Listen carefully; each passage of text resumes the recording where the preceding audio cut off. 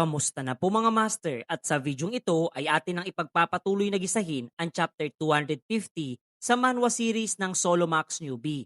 Kaya't atin na nga pong agarang umpisahan. Ipinakita sa atin ang ika-27 palapag ng tore na tinatawag ng lupain ng sumpa. Dito ay masisilayan natin etong si Melina na nagmamasid-masid sa paligid habang kasama ang iba pang mga miyembro ng Demonic Association na tumugon din sa nasabing panawagan.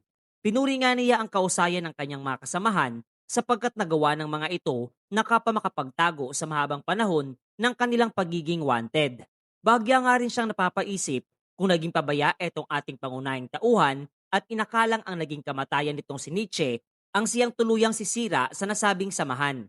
Kaya't hindi na niya siya kinontak pa. Napangiti nga etong si Melina dahil ang ganitong klase ng pagkakataon ang posibleng maging susi upang matapos na ang kanilang paghihirap at pagiging wanted ni na Tristan, kaya't dito ay muli na naman niyang papasukin ang mundo ng pagiging espiya nitong si Jin Yuk. Matagumpay nga siyang nakarating sa tinatawag na simbahan kung saan ang mga yumango ay mahimbing na namamahinga. Bagya nga siyang kinilabutan sa kanyang nasisilayan dahil sa nakakatakot na istruktura mayroon etong simbahan.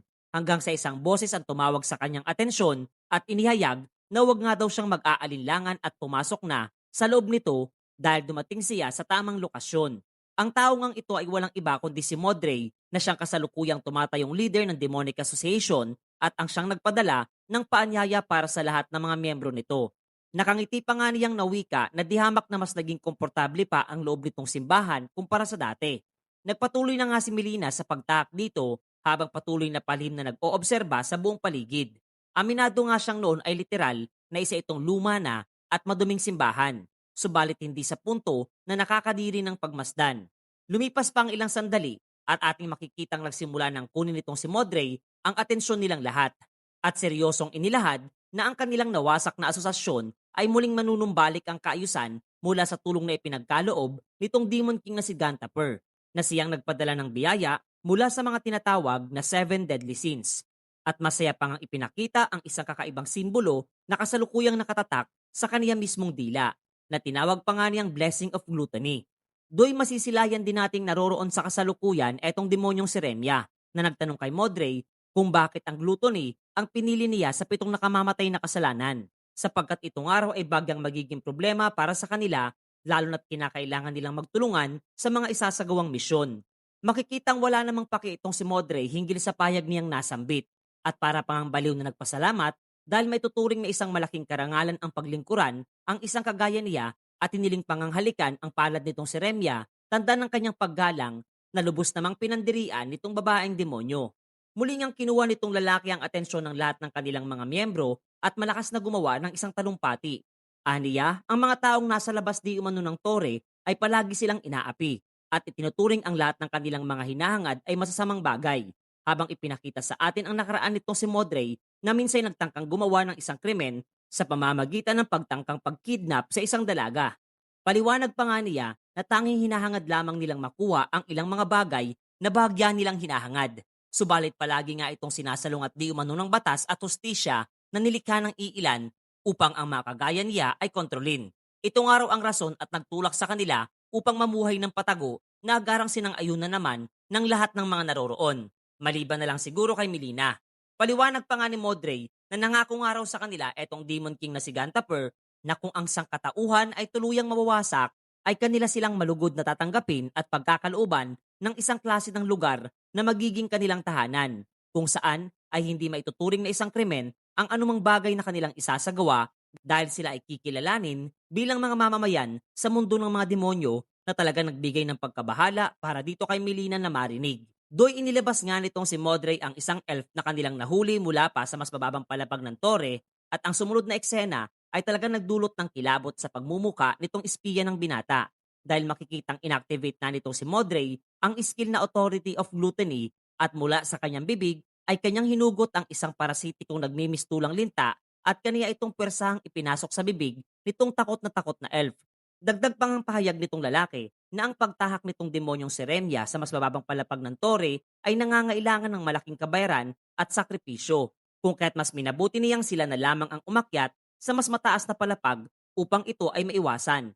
Habang etong elf na nilagyan niya ng parasitiko sa bibig ay nagsimula ng magpakita ng kakaibang reaksyon hanggang sa ito ay tuluyan ng mapasailalim ng impeksyon at mahulog sa tinatawag na rage state.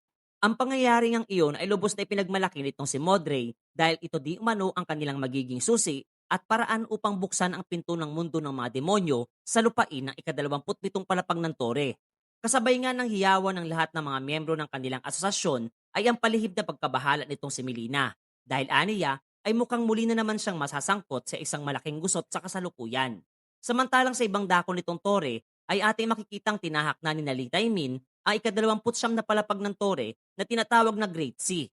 Dagdag pa nga niya na kagaya ng inilahad nitong si Jinyuk ng pinaka-starting point nitong nasabing palapag ay isa lamang maliit na isla na nasa gitna ng napakalawak na karagatan.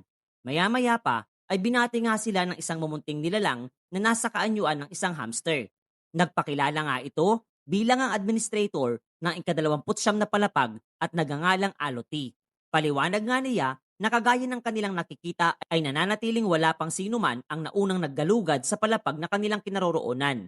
Kung kaya't ang lahat ng kanilang gagamitin ay kinakailangang etong mga manlalaro ang mismong gagawa ng mga ito.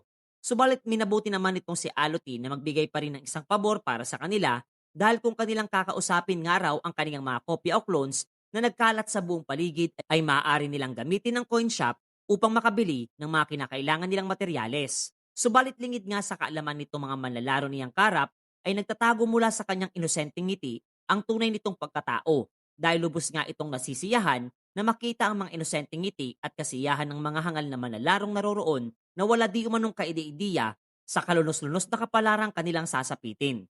Nakatitiyak nga raw siyang oras na winasak nitong mga nagtatagong halimaw na nasa karagatan ang mga pangarap ng mga taong ito ay siguradong mapupuno ng kawalan ng pag-asa ang ekspresyon ng kanilang pagmumuka at literal na hindi na nga siya makapaghintay pa na mangyari ang bagay na iyon.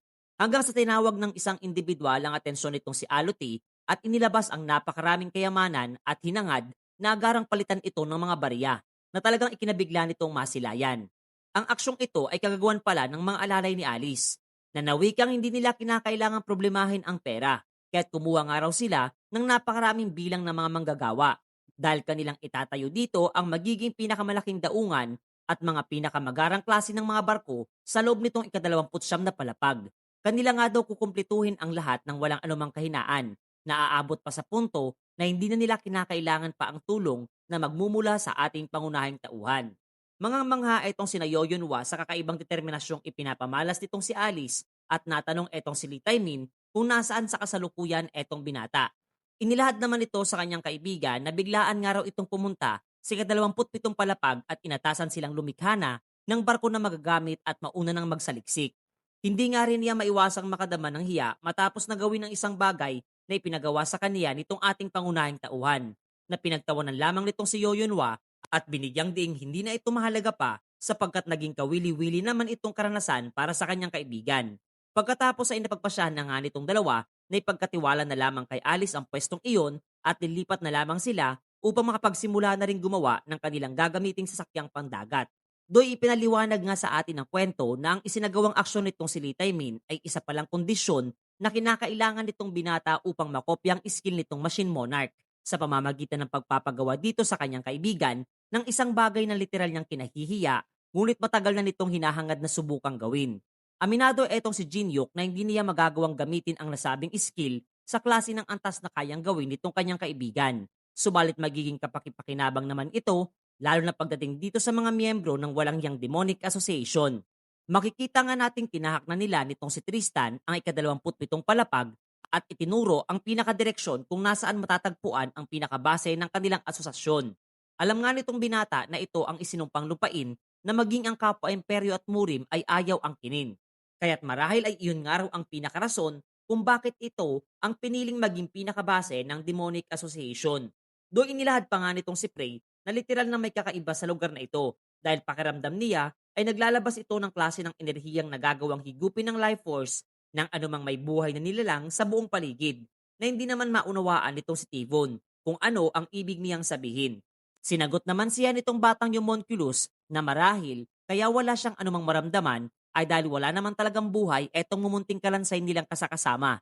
Nalubos na hindi kinatuwang marinig nitong si Tibon at agad ding nilait etong si Prey bilang isang hamak lamang na manika. Dahil dito, ay mas binabuti nitong si Prey na daganan ng bato itong mumunting kalansay na mas lalo lamang napikon. Muli namang tinanong nitong si Tristan ang binata kung bakit sa dami ng kanyang mga kasamahan ay etong dalawa pa ang pinili niyang isama sa kanilang misyon. Sinagot naman siya nitong si Jinyuk na sila ang kanyang napili sapagkat etong dalawang araw ang pinaka naaakma para sa misyong kanilang isasagawa. Do'y natanong nga rin niya kung nagawa ng araw ba nitong si Tristan na kontaking muli etong si Melina na sinagot naman nitong hindi pa. Buwat ng malamang ay napakahigpit ng pagmamatsyag na isinasagawa para sa bawat mga miyembro ng kanilang organisasyon. Napaisip nga rin etong binata sa posibilidad na nabuking na ang pagiging espiya nitong nasabing babae. Subalit alam nga rin niya sa kanyang sarili na malaipis ang survival skill nitong tinataglay, kung kaya't bagya siyang napanatag. Nahinto nga lamang ang kanilang pag-uusap nung makarinig sila ng malakas na iyawan at masisilayan natin ang ilang mga manlalaro na humahango sa palayo mula sa mga umuulang palaso patungo sa kanilang direksyon. Minalas ang isa sa mga ito at di sinasadyang natalisod dahilan upang siya ay maiwanan ng kanyang mga kasamahan at labis ang takot na mapipintas sa pagmumukha nito nung makita niya ang isang palaso na tinutumbok ang kanyang kinaroroonan. Mabuti na nga lamang at ang palasong iyon ay napigilan sa tamang oras itong si Tibon na mayabang pangangasambit na mapalad etong babaeng manlalaro sapagkat malapit lamang siya sa kanilang kinaroroonan. Agad na nakilala nga ng mga ito etong si Jinyuk habang seryoso nitong nawika na manatili muna sila sa mas ligtas na lugar at plano niyang tapusin kaagad ang gusot na ito sa kasalukuyan. Agad na nga niyang tinahak ang kinaroroonan nitong misteryosong individual na gumawa ng pag-atake na kasalukuyang nagtatago sa isang puno. Ngunit laking gulat nga niya sapagkat kaniya ditong napagtanto na ang gumagawa ng pag-ataking iyon ay walang iba kundi ang elf na si Sylvia na kasalukuyan nga ring nasa ilalim na ng kontrol ng kapangyarihang tinataglay nitong si Modray mga master.